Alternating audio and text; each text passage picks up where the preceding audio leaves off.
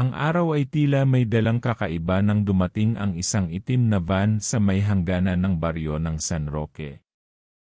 Bumaba rito ang isang babae, maputi, matangkad, moderno ang bihis, at may kakaibang kumpiyansa sa kanyang kilos. Siya si Alexa Rivera, 29 anyos, isang balikbayan mula sa California, USA. Matapos ang isang dekadang pamumuhay sa ibang bansa, nagdesisyon siyang bumalik sa bayang kanyang pinagmulan. Hindi naging madali ang desisyong ito para kay Alexa. Matagal na siyang walang balita sa kanyang mga kamag-anak sa San Roque. Ang tanging dahilan ng kanyang pagbabalik ay ang biglaang pagkamatay ng kanyang lola Consuelo, ang nag-iisang taong tumanggap at nag-aruga sa kanya noong bata pa siya.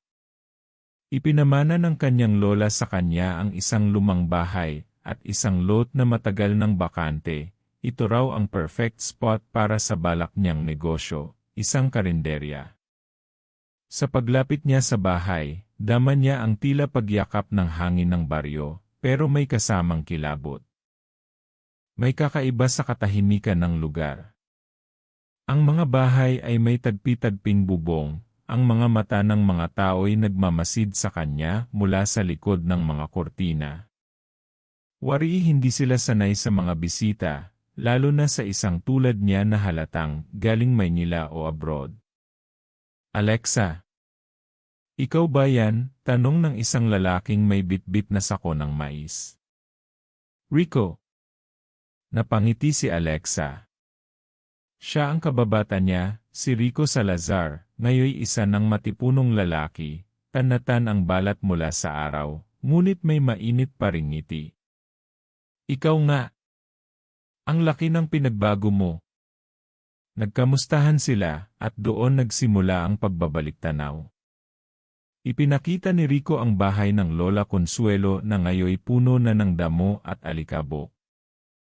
Tinulungan niya si Alexa na linisin ito, at habang nililinis nila ang paligid, naikwento ni Rico ang mga pagbabagong nangyari sa San Roque, ang pagkawala ng ilang mga hayop sa gabi, mga taong nagkakasakit bigla, at mga bulong-bulungan ng mga nilalang na hindi tao.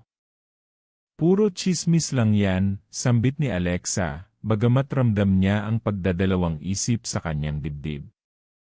Sa unang gabi niya sa bahay, dinalaw siya ng ilang kapitbahay, dala ang mga pagkain at bulaklak bilang pakikiramay. May isang matandang babae na tahimik lamang sa sulok, hindi kumain, hindi nagsalita. Matapos ang ilang sandali, lumapit ito kay Alexa at mahina nitong sinabi, may dahilan kung bakit hindi na ginagamit ang lupang yan. Sana'y hindi mo buksan ang daan, bago pa man makasagot si Alexa, umalis na ito. Naiwan siyang litong-lito. Kinabukasan, agad niyang sinimulan ang plano para sa karinderya. Nakipagkita siya sa ilang kontraktor, at sa tulong ni Rico at ng ilang kabataang tambay, naumpisahan agad ang pag-aayos ng lugar. Mula sa dating puno ng damo at basurang bakuran, naging isang maaliwalas at maaliwalas na espasyo ang lot. Sa loob ng 2 linggo, nakatayo na ang maliit ngunit matibay na karinderya, may bukas na kusina, 2 long tables para sa mga customer, at isang maliit na stage para sa acoustic music tuwing gabi. Habang inaayos ang interior, napansin ni Alexa ang isang sulok ng lot na tila ayaw pasukin ng araw. Kahit anong gawin nilang linis, laging may kalmot sa lupa, parang may hayop na naghuhukay. Sinabihan niya si Rico tungkol dito, ngunit sabi nito, hayaan mo na. Baka pusa lang yan. Dumating ang araw ng grand opening. Halos kalahati ng baryo ang dumalo, dala marahil ng curiosity o ng pagkaintriga. Ang pagkain ay pinuri ng marami. Parang lutong probinsya pero may halong sosyal, sambit ng isang matandang lalaki.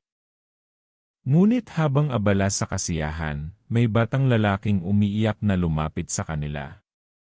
Nawawala po si kuya, nakita ko po siyang pumasok sa likod ng karinderya, tapos nawala po siya. Nagkagulo ang mga tao. Agad silang nagsaliksik sa paligid, ngunit wala silang nakita. Tinawagan ng barangay tanod, at matapos ang ilang oras ng paghahanap, ibinasura na lang ang insidente bilang bata lang siguro naglalaro. Ngunit si Alexa, sa kaibuturan ng kanyang dibdib, ay may kakaibang kutob. Parang may kung anong bumubulong sa kanyang isipan. Sa gabing iyon, hindi siya makatulog. May kung anong ingay sa kusina. Akala niya'y daga, ngunit sa kanyang paglapit, nakita niyang bukas ang likod na pinto. Wala namang hangin o tao na maaring magbukas nito. Habang isinasara niya ito, napatingin siya sa gubat na katapat ng bakuran. At doon, sa ilalim ng buwan, may nakita siyang isang nilalang na nakaupo, maliit, payat, at parang hindi tao. Napasinghap si Alexa. Ngunit pagdilat niya muli, wala na ito. Tanging katahimikan ang bumalot sa paligid. Bumalik siya sa kanyang kama at bumulong sa sarili. Guni-guni lang ito, pagod lang ako, ngunit sa gabing iyon, nag-umpisa ang lahat. Sabihan mo lang ng key next, kapag gusto mong ituloy ang outline 2, pagbubukas ng karinderya, at unang gabi ng kababalaghan. Mabilis na kumalat ang balita tungkol sa bagong bukas na karinderya ni Alexa sa baryo ng San Roque. Araw-araw, may bagong mukha, may bagong kwento, at may bagong tanong. Ano kayang sikreto ng karinderyang ito at ang sarap ng pagkain nila? Sa kabila ng paunang insidente ng nawawalang bata sa unang gabi ng pagbubukas, ipinilit ni Alexa na magpatuloy. Sa isip niya, hindi siya dapat paapekto sa mga hindi malinaw na pangyayari. Negosyo to, wika niya. Hindi ako dapat matakot sa mga tsismis. Muling bumalik ang sigla sa paligid. Puno ang karinderya tuwing tanghalian at hapunan. Maging si Kapitan mismo ay dumalo minsan at nagpahayag ng suporta. Ngunit may ilan ding mga residente na tahimik lang, hindi pumupunta, at madalas ay lumilihis ng daan kapag naroon na sa tapat ng karinderya. Isang gabi, habang papatapos na ang huling shift ni Alexa, may dumating na isang matandang lalaki. Mababa ang kanyang sombrero, may tungkod, at tila may kakaibang lakad. Umupo ito sa pinakadulo ng karinderya at tahimik na nagmasid. "Sir, ano po ang order nyo?" tanong ni Alexa. Hindi ito sumagot. Bagkus, dinukot nito mula sa bulsa ang isang lumang barya, isang sentimong may butas sa gitna, at iniabot kay Alexa. Kasunod nito'y pabulong na salita, ang bawat pagkain na iyong inihahain may kapalit. Napakunot ang noo ni Alexa. Ano po yon, Lolo? Ngunit nang muling tumingin siya sa kinaupuan ng matanda, wala na ito. Pinilit ni Alexa na huwag isipin ang pangyayari. Pagod lang ako. Masyado ng maraming ginagawa. Kinagabihan, habang nililinis ang kusina, narinig ni Alexa ang pagkatok sa pinto sa likod ng karinderya. Mahinang katok, sunod-sunod, at tila may kasamang kalmot. "Rico," sigaw ni Alexa, inakalang ito ang dumaan. Walang sumagot. Bumunot siya ng flashlight at dahan-dahang binuksan ang pinto. Walang tao. Ngunit sa lupa, may mga bakas ng paa. Hindi normal, mahaba, may 4 na daliri, at tila hindi sa tao. Nagpatakbo siya pabalik sa loob at isinara agad ang pinto. Nang gabi ring iyon, isang batang babae mula sa kabilang baryo ang naiulat na nawawala. Ayon sa ina nito, huli itong nakita sa tapat ng karinderya. Muli na namang nagkagulo ang buong bayan. Sa barangay hall, tinawag si Alexa para tanungin. "Hindi ko po nakita ang batang yon," paliwanag niya, "at wala po akong alam sa pagkawala niya." Ngunit habang pinipilit niyang panindigan ang kanyang katuwiran, napansin niyang tila may iniilagan ang mga tao sa kanyang paligid. Parang unti-unti, naglalagay sila ng distansya sa pagitan nila. Si Rico lang ang tila buo pa rin ang tiwala sa kanya. Lex, anya, baka hindi mo man lang napansin. Pero may mga bagay talaga sa baryong to na hindi basta-basta. Napaisip si Alexa.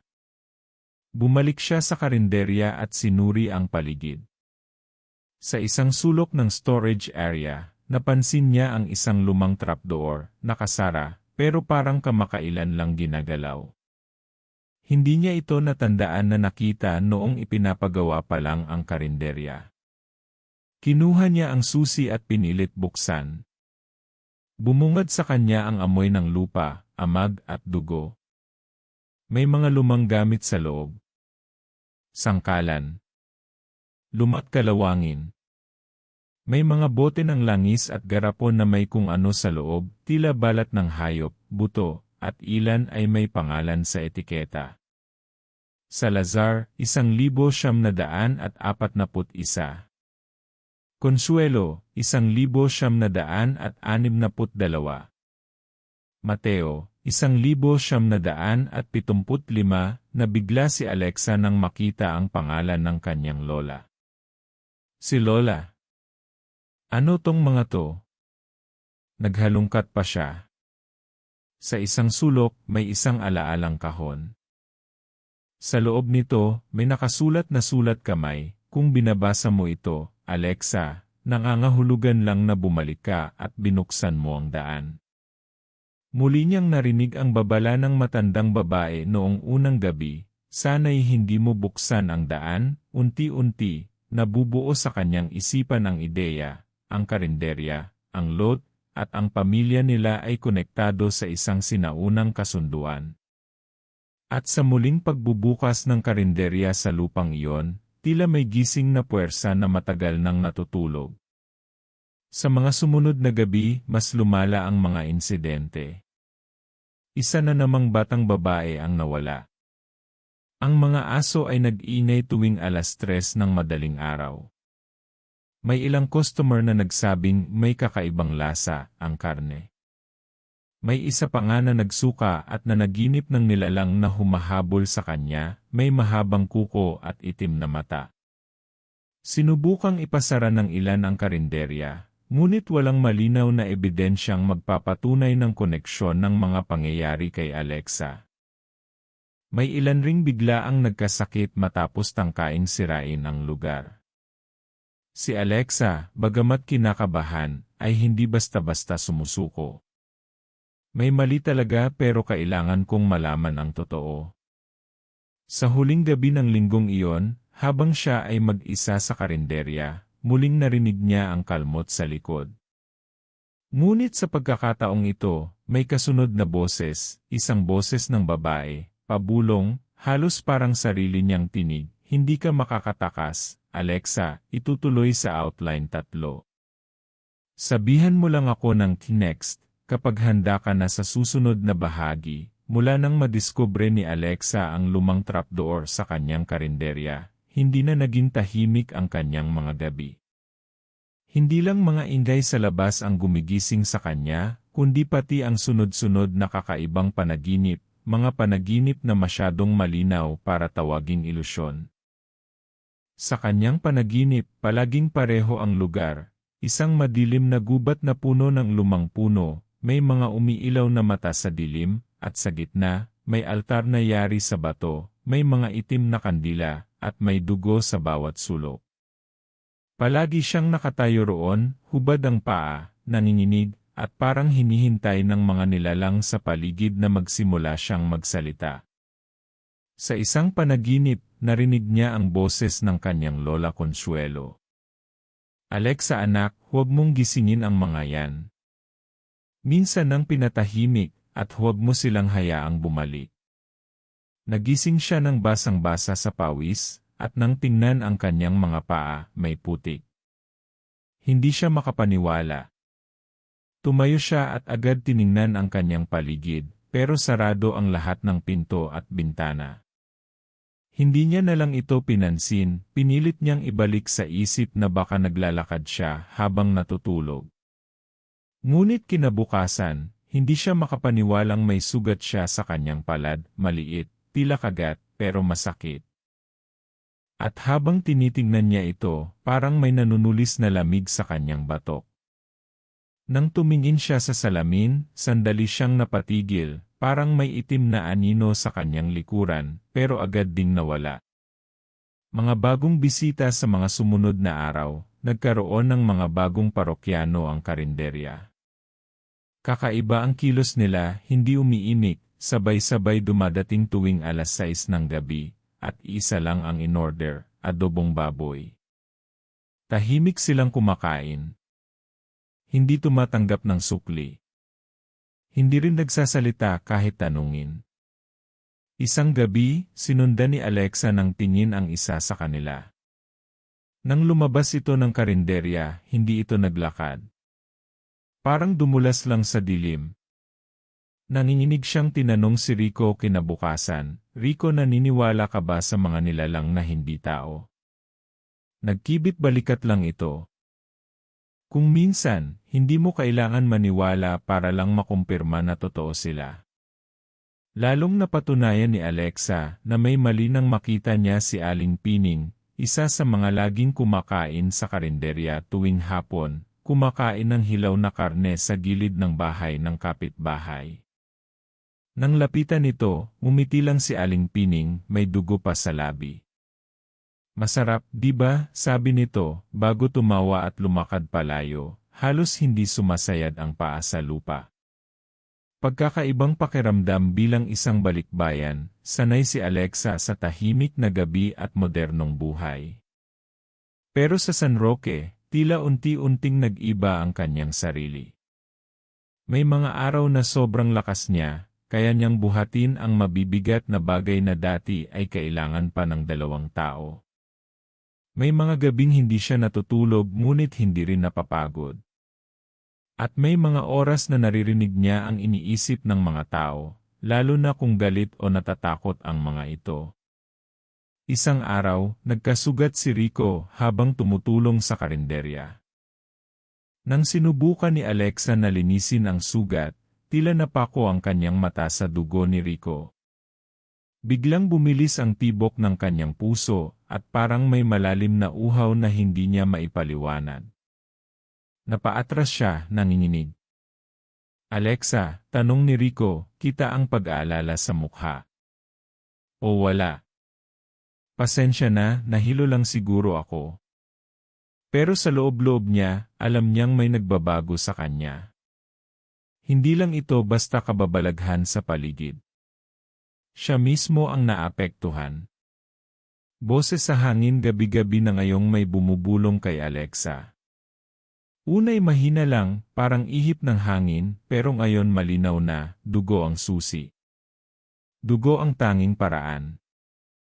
Ikaw ang susunod. Tuwing naririnig niya ito, nanlalamig ang kanyang katawan. Parang may ibang siya sa loob niya na gustong lumabas.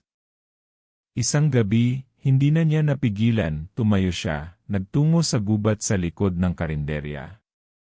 Parang may humahatak sa kanya. Doon, sa ilalim ng buwan, muling nakita ang batong altar mula sa kanyang panaginip.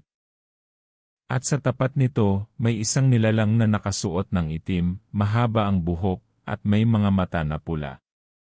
Hindi ito nagsalita. Itinaas lang nito ang kamay at itinuturo siya. "Alexa," isang tinig na pamilyar ngunit mas malalim ang tunog, "bakit mo tinanggihan ang katauhan mo?" Tumakbo siya pabalik sa bahay, nanginginig, hindi alam kung siya'y gising o nananaginip pa. Ngunit sa kanyang kama, nakita niya ang kanyang sarili, tulog pa rin, pero siya'y nakatayo sa labas. Isang pagpapahiwatig, ang kanyang kaluluwa ay nagsisimula ng humiwalay. Pagtatanong kay Rico kinabukasan, hinarap niya si Rico. "Sabihin mo sa akin ang totoo. Ano ang meron sa akin? Ano ang meron sa pamilya ko?" Tahimik si Rico ng ilang saglit, bago nagsalita, "Hindi ko alam lahat ng detalye. Pero noon pa, may sinasabi ang mga matatanda. Ang pamilya niyo raw ang tagapag-ingat ng daan, isang lihim na daanan papunta sa pagitan ng mundo ng tao at ng kanila. Kanila? Sino sila? Sigaw ni Alexa. Ang mga nilalang na hindi dapat gisingin lalo na kung hindi mo kayang kontrolin ang sarili mo. Ang lahat ay tila lalong nagiging magulo para kay Alexa. Hindi na niya alam kung sino siya, anong meron sa kanyang dugo, at kung anong koneksyon niya sa mga nilalang na bumabalik tuwing gabi. Isa lang ang malinaw, may ginising siyang hindi na dapat gumising. At siya ngayon ang susi. Sabihan mo lang ako ng next kapag handa ka na sa susunod na bahagi, habang lalong lumalalim ang gabi at patuloy ang pagdami ng mga kakaibang pangyayari sa paligid ng karinderya, lalong bumibigat ang pakiramdam ni Alexa. Hindi na niya alam kung sino pa ang mapagkakatiwalaan. Lahat ay nagiging kahina-hinala, ang mga customer, ang mga kapitbahay, at maging ang sarili niya. Sa loob-loob niya, may isang tanong na paulit-ulit na bumabalik, anong klaseng kasunduan ang iniwan sa akin ng aking pamilya? Ang lihim sa luma naming bowl isang araw, habang sinusuri ni Alexa ang lumang bowl ng kanyang lola Consuelo sa bodega ng bahay, natagpuan niya ang isang napakalumang journal, may takip na balat, may ukit na hugis bilog na may mata sa gitna. Sa unang pahina ay nakasulat sa sulat kamay, para sa tagapagmana ng dugo, sa oras ng pagbabalik, ang daan ay muling bubukas, at ang kasunduan ay muling babalikan. Habang binabasa niya ito, tila may biglang humaplos sa kanyang batok, isang malamig na ihip ng hangin. Napalingon siya ngunit wala namang tao. Nanlamig ang kanyang katawan. Ipinagpatuloy niya ang pagbuklat. Doon niya nalaman ang matagal ng lihim na itinago ng kanyang angkan, ang kanilang pamilya ay hindi basta ordinaryo. Noong panahon ng digmaan, ang kanilang ninuno ay pumasok sa isang kasunduan sa pagitan ng mga nilalang mula sa kabilang daigdig, mga nilalang na tinatawag ng matatanda bilang aswang ng kalagitnaan. Ang kasunduan ayon sa journal, ang kasunduan ay isang uri ng pakikipag-ugnayan para sa kapangyarihan. Sa kapalit na pagkain, hindi basta pagkain kundi dugo at laman ng mga pinaka-inosente, tulad ng bata o birhen, makakamit ng pamilya ang yaman, tagumpay, at proteksyon laban sa digmaan. Ang karinderya ay hindi lang basta negosyo, ito ang tinatawag sa journal na daang bukas, isang lugar kung saan maaaring pumasok at lumabas ang mga nilalang sa mundo ng tao. Sa mahabang panahon, nanahimik ang daan dahil isinara ito ng lola ni Alexa sa pamamagitan ng isang ritual. Ngunit sa muling pagtatayo at pagbubukas ng karinderya, hindi sinasadyang nabuksan muli ni Alexa ang lagusan. Dahan-dahang bumigat ang kanyang dibdib habang binabasa ang huling bahagi ng journal. Kung hindi mo kayang ipagpatuloy ang kasunduan, ikaw ay susunduin. Kung pipilitin mong isara ang daan, ikaw ang magiging daan. Ang pagkumpirma ni Rico muling hinarap ni Alexa si Rico. Ipinakita niya ang journal. Tahimik si Rico habang binabasa ito, ngunit halatang alam na niya ang ilan sa mga nakasulat. Hindi mo alam kung gaano kahaba ang iniwas ng lola mo sa kasunduang yan, ani Rico. Pero sa pagbabalik mo, parang sinadya na ng tadhana na ikaw ang magpatuloy. Bakit hindi niya sinabi sa akin? Tanong ni Alexa, bakas ang galit at lungkot. Dahil alam niyang kapag ikaw ang pumalit, hindi mo na ito matatakasan. Ginawa niya ang lahat para itago ang daan. Pero hindi niya inakala na babalik ka at magtatayo pa ng karinderya mismo sa ibabaw nito. Ang pagkawala ni Rico kinabukasan, hindi na nakita si Rico. Sa halip, may nakita si Alexa na kakaiba sa harap ng karinderya, isang pulang panyo, puno ng dugo, at may papel na nakatupi sa loob. Kung nais mong iligtas ang huling taong mahalaga sa iyo, kilalanin mo ang iyong kapalaran. Nanginginig si Alexa. Hindi niya alam kung sino ang kalaban. Lahat ay tila may alam, pero walang nagsasabi ng buong katotohanan. Pagdalaw ng matanda sa panaginip kinagabihan, muling bumisita sa kanyang panaginip ang matandang lalaking nakita niya noong unang gabi ng karinderya. Sa panaginip, sila ay nasa gitna ng gubat, sa harap ng batong altar. Sa paligid ay may mga nilalang na tila tao, ngunit may mahahabang kuko, mapuputlang balat, at pulang mata. "Ano ako?" tanong ni Alexa, umiiyak. Ikinausap siya ng matanda sa malalim na tinig, "Ikaw ang pinili. Ikaw ang huling susi. Ang dugo mo ay ginto para sa gutom na mundo. Hindi mo sila maitataboy sapagkat bahagi ka nila. Pagpapasya, harapin o tumakas." Sa loob-loob ni Alexa, isang matinding digmaan ang nangyayari, harapin ang lihim ng pamilya, o iwan ang lahat at tumakas. Ngunit isang tanong ang hindi siya matahimik, paano kung totoo nga na ako na mismo ang daan? Hindi na sapat ang tumakas. Napatingin siya sa salamin, tila may ibang mata sa kanyang refleksyon, isang matang hindi kanya, pero nasa loob niya. Tila unti-unti nang bumabalik ang totoong katauhan na matagal nang natutulog sa kanyang dugo. Pagtawid sa hangganan sa huling bahagi ng journal, may mga utos kung paano muling isasara ang daan. Ngunit may babala, ang pagsasara ay nangangailangan ng dugo ng tagapagmana. Ang kaloob ay hindi babawiin ng walang kapalit. Kapag sinimulan mo ito, wala nang balikan.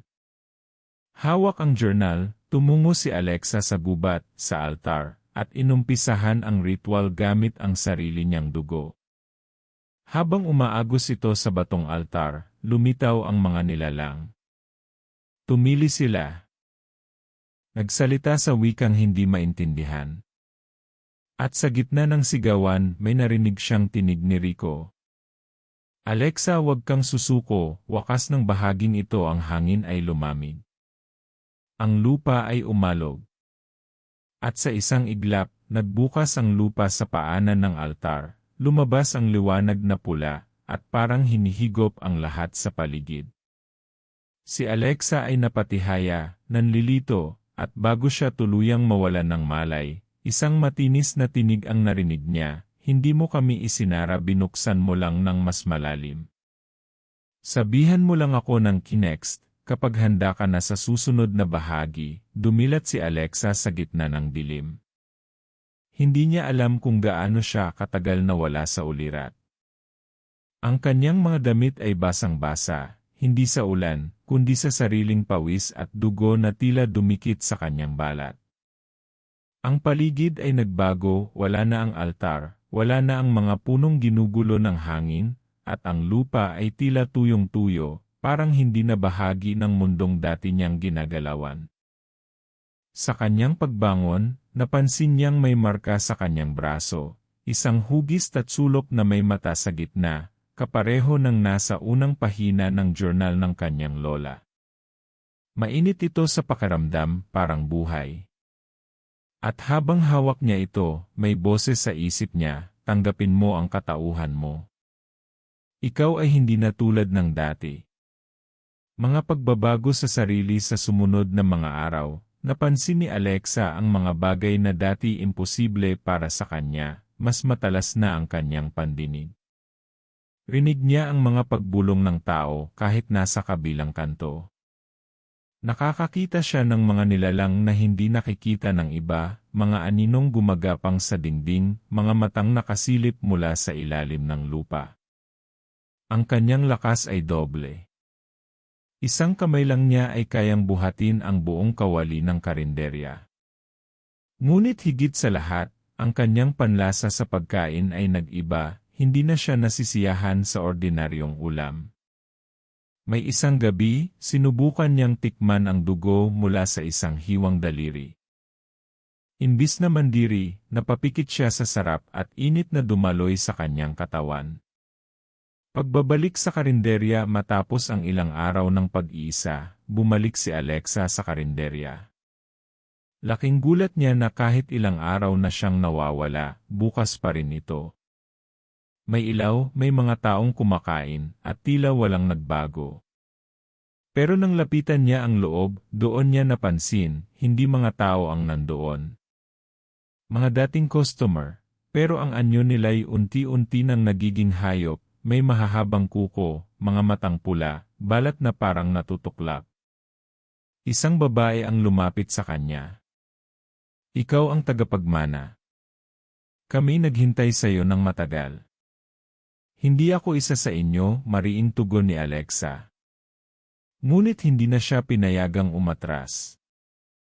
Sa isang iglap, pinalibutan siya ng mga nilalang, nagluhod sa harap niya, at sabay-sabay nagsabi, ikaw ang bagong ina. Ikaw ang magbubukas ng bagong panahon.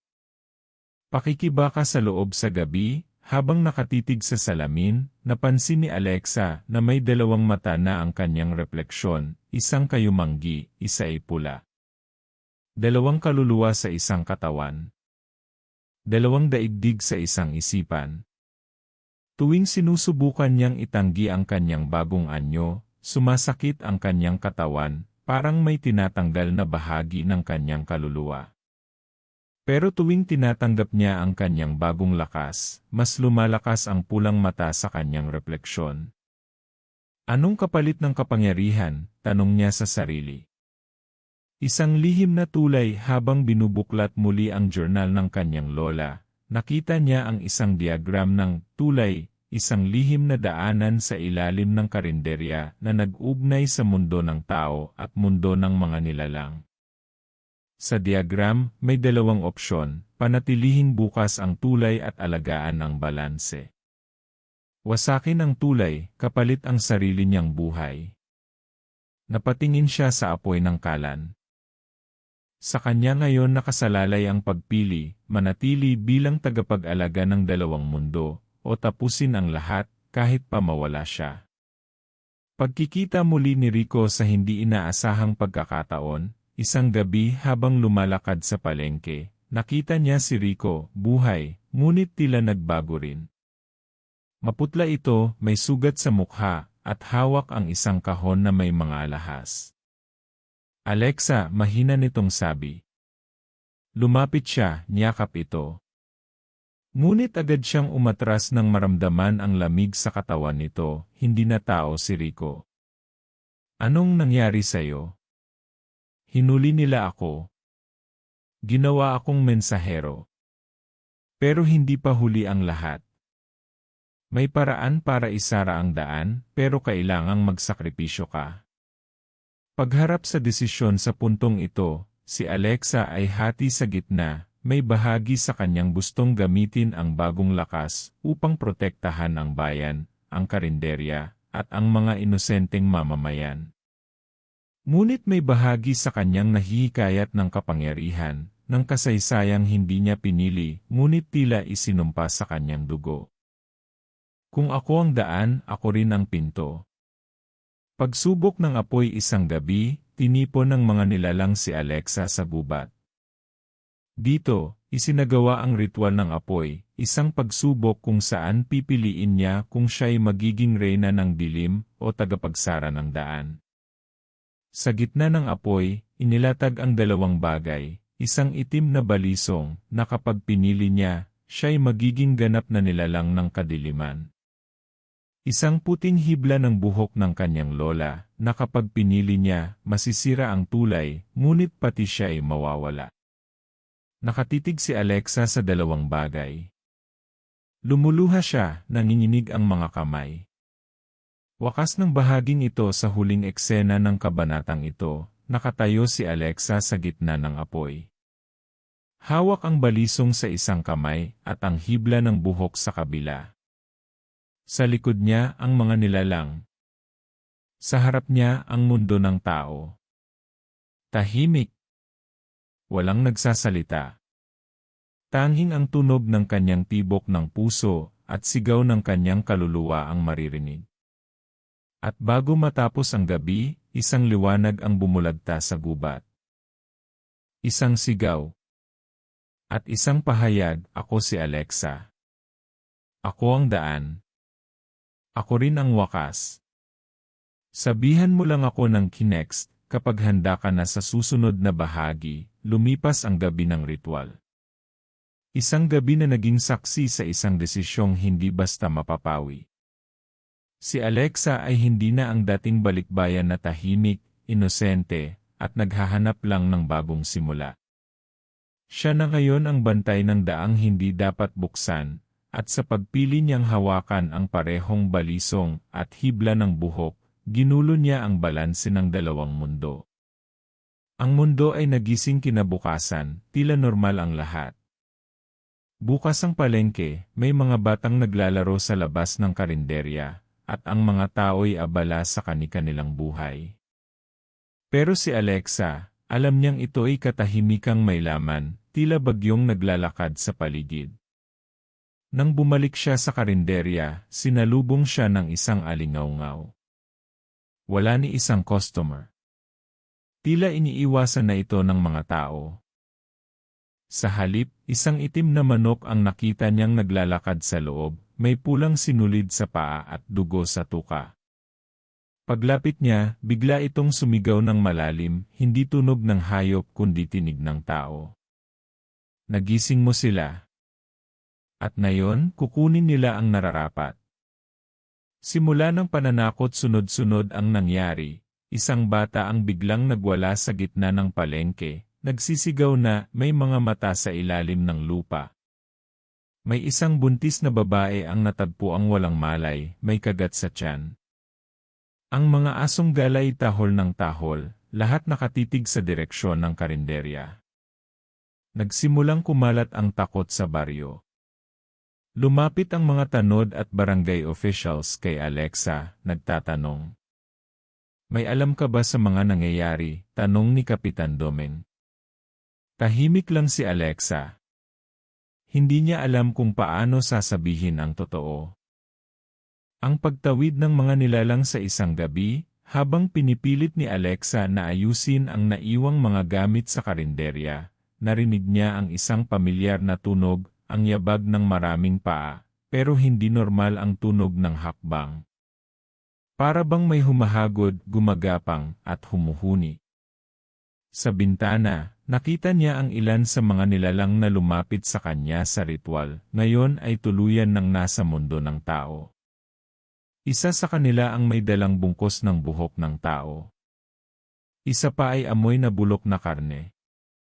Ang daan ay ganap ng bukas. Wala nang atrasan, bulong ni Alexa sa sarili. Pagputok ng kaguluhan kinabukasan, pumutok ang balita, may isang pamilya sa kabilang barangay ang natagpuang patay, hubot-hubad at walang mga lamang loob. Sa tabi ng bangkay ay may nakasulat sa dugo, isang katawan, isang gabi. Sinisi ng mga tao ang kulto, pero alam ni Alexa, ito ang bunga ng pagbukas ng lagusan. Sa loob ng 2 araw, 5 katao na ang nawawala, 3 hayop ang natagpo ang gutay-gutay, at ang hangin sa paligid ng karinderya ay tila amoy sunog at bulok na laman. Ang pagbabalik ni Rico, muling nabuhay, sa gitna ng kaguluhan, bumalik si Rico, buhay, pero hindi na tulad ng dati. Sa kanyang likod ay may nakabaong aninong gumagalaw. Para siyang nilalang na ginawang tagapagsalita. Alexa, sabi niya, pinili mong maging tulay. Ngayon ikaw ang dapat magbantay. Pero wag mong kalimutan, hindi lang mga halimaw ang gustong dumaan. Tao rin. Mas masahol pa. May mga nilalang na dating tao, ginamit ang daan upang maging Diyos sa sarili nilang mundo. Misteryosong albularyo, habang dumadami ang namamatay at nawawala, may isang matandang albularyo ang dumating sa baryo. Si Mang Igme, isang taong sinasabing dating taga-Samar na minsang sumara ng daan sa kanyang probinsya noon. Lumapit siya kay Alexa. Alam kong ikaw ang susi. Pero di mo kailangan gawin mag-isa. Itinuro niya ang isang luma at nakatagong bahagi ng kagubatan, isang batong simboryo na tinatawag nilang bunganga ng anito, na pwedeng maging panibagong daan o tuluyang sarhan ang mundo ng dilim. Labanan sa karinderya sa ika-4 na gabi, tuluyan ng nilusob ng mga nilalang ang baryo. Sa karinderya mismo nagsimula ang labanan. Ang mga mesa ay lumilipad, ang mga kaldero'y pumipitik, at ang mga nilalang ay bumabalot sa dingding tulad ng amag. Si Alexa ay lumaban gamit ang balisong ng kadiliman, at sa bawat galaw niya ay may sumisigaw, hindi lang mga halimaw, kundi pati ang kanyang sariling isipan. Hanggang kailan mo kakayanin, Alexa? Di mo na kami kayang pigilan. Ngunit may isang matinis na tinig mula sa kanyang alaala ang lumutang, ang kanyang lola Consuelo. Kapag dumilim ang paligid, tandaan mong kahit anino ay nangangailangan ng liwanag para mabuhay. Pagkakaisa ng mga tao sa kabila ng takot, nagkaisa ang mga tao sa baryo. Tinulungan nila si Alexa. Ang mga tanod, ang mga albularyo, at maging ang mga kabataan ay nagtayo ng proteksyon gamit ang asin, bawang, at dasal. Naglinya sila sa paligid ng karinderya. Hindi ka mag-isa, Alexa, sigaw ni Kapitan Domeng.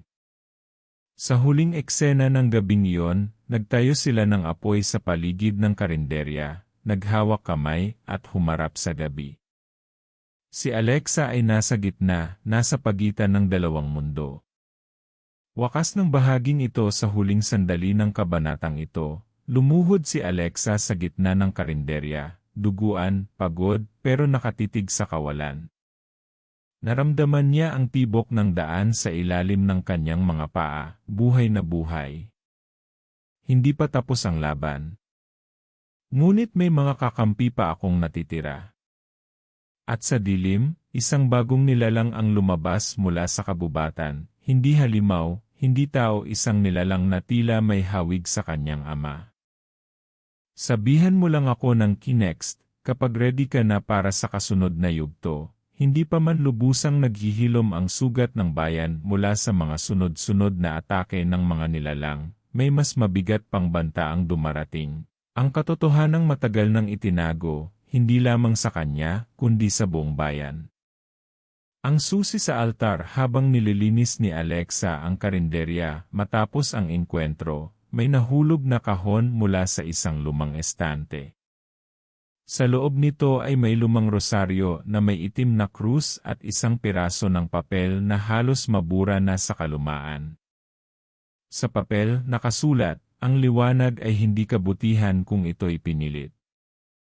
Hanapin ang sulok kung saan nagtagpo ang liwanag at dilim, nandoon ang totoo mong anyo. Muli niyang binalikan ang journal ni Lola Consuelo at napagtanto niyang may mga pahinang sadyang tinanggal.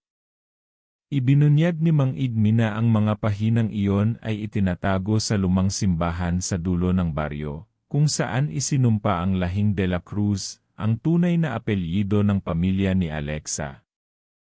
Pagpunta sa lumang simbahan sa gabing walang buwan, nagtungo si Alexa sa simbahan kasama si Mang Igmi at si Rico.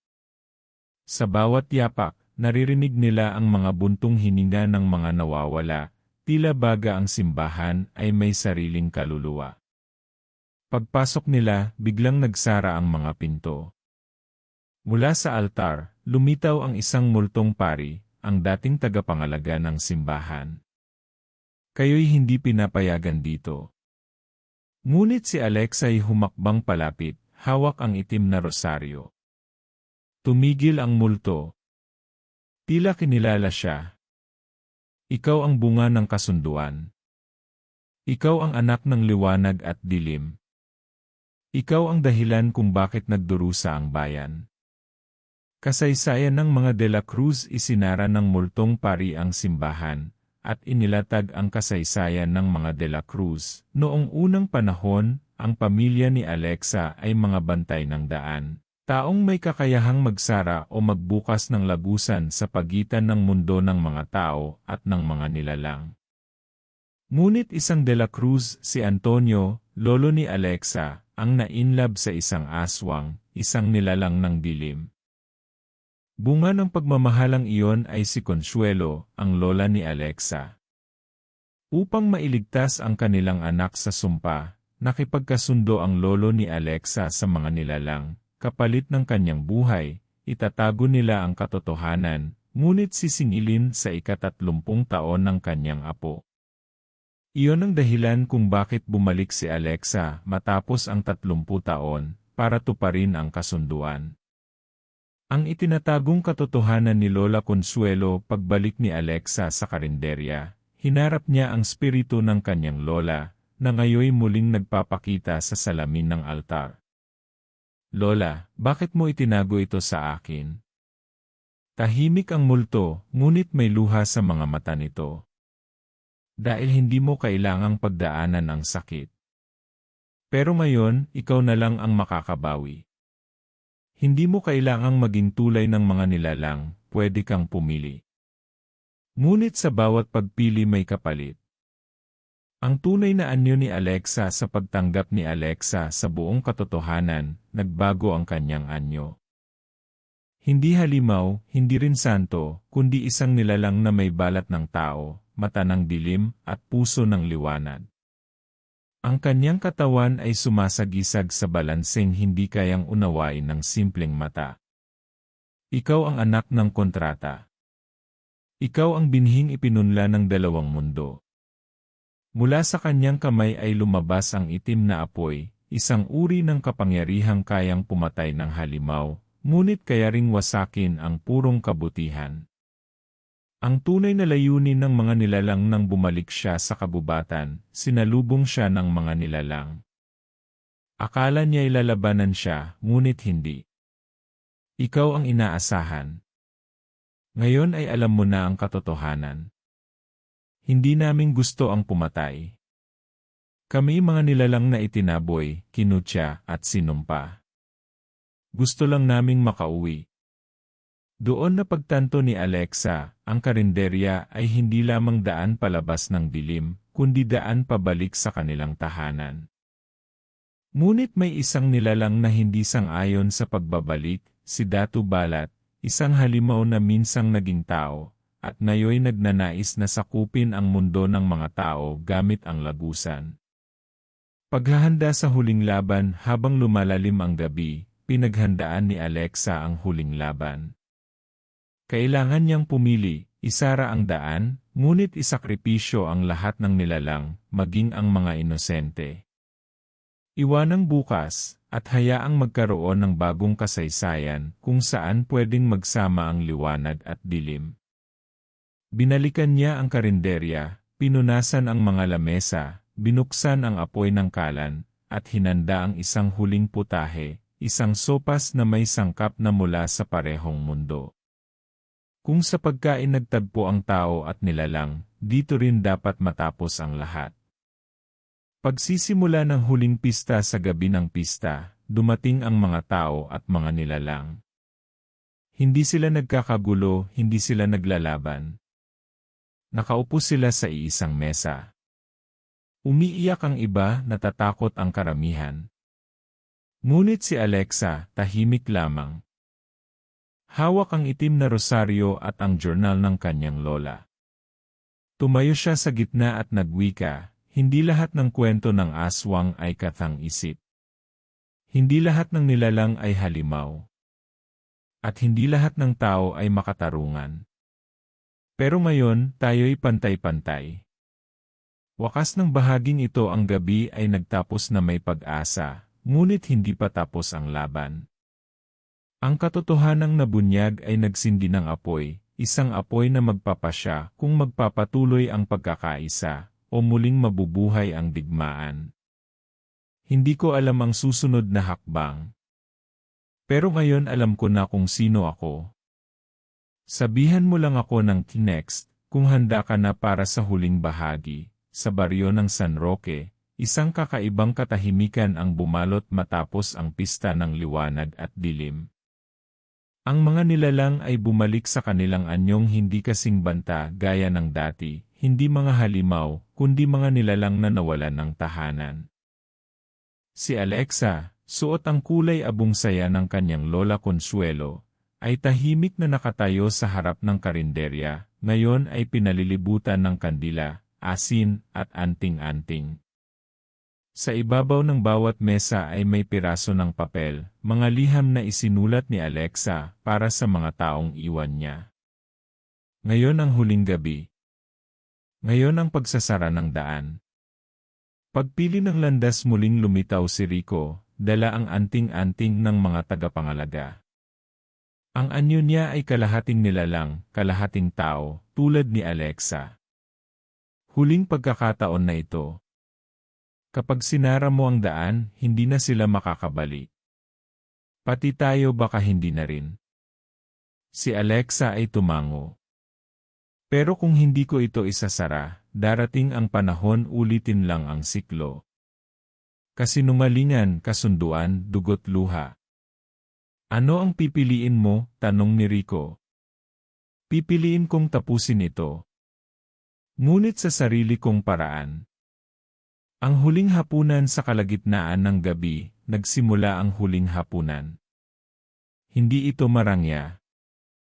Isang malaking mesa sa gitna ng karinderya, punang pagkain, adobo, sinigang, tinola, at dinuguan, lahat may simbolikong kahulugan.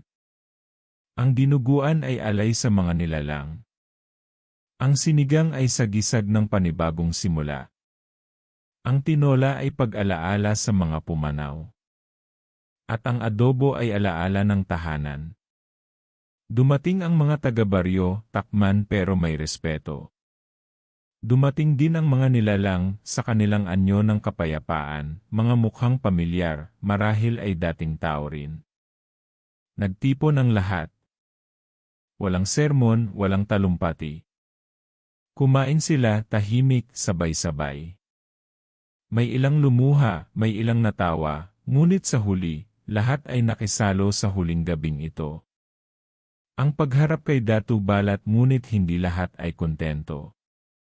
Dumating si Datu Balat, tila alon ng kadiliman, dala ang apoy at puot. Ang daan ay para sa amin. Bakit mo ito isasara? Ikaw ay bunga ng kapangyarihan, hindi ng pagkakaisa.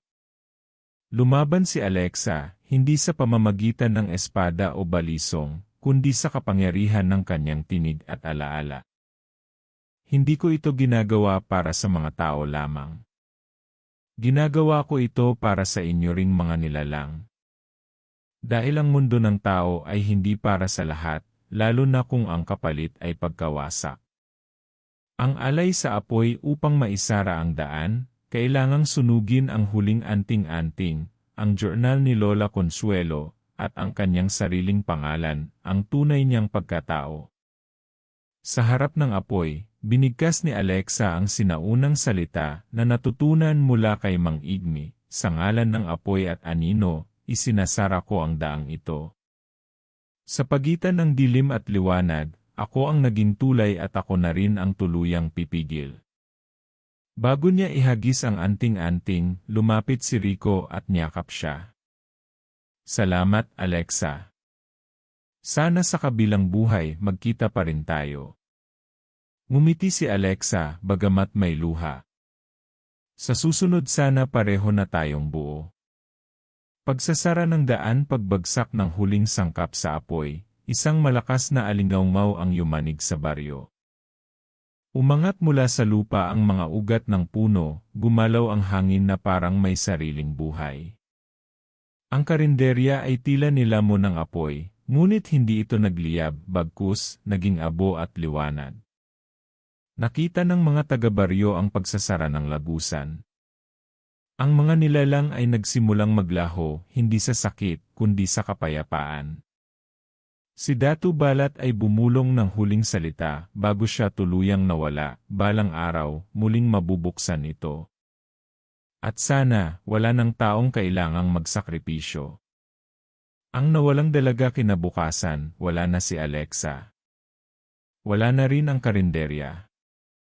Sa lugar nito ay isang malawak na bakanting lot, puno ng damo, at isang punong may ukit sa katawan. Dito minsang tumindig ang tulay sa pagitan ng liwanag at dilim.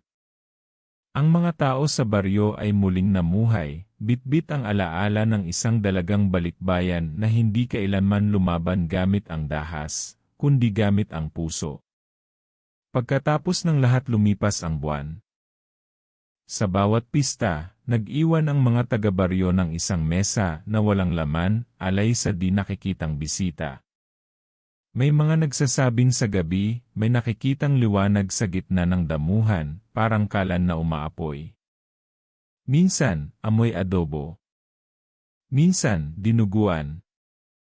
At sa mga batang naglalakad sa gabi, may babaeng nag-aabot ng pagkain. Huwag mong kalimutang magdasal bago kumain, bulong ng dalagang may mata ng dilim at puso ng liwanag.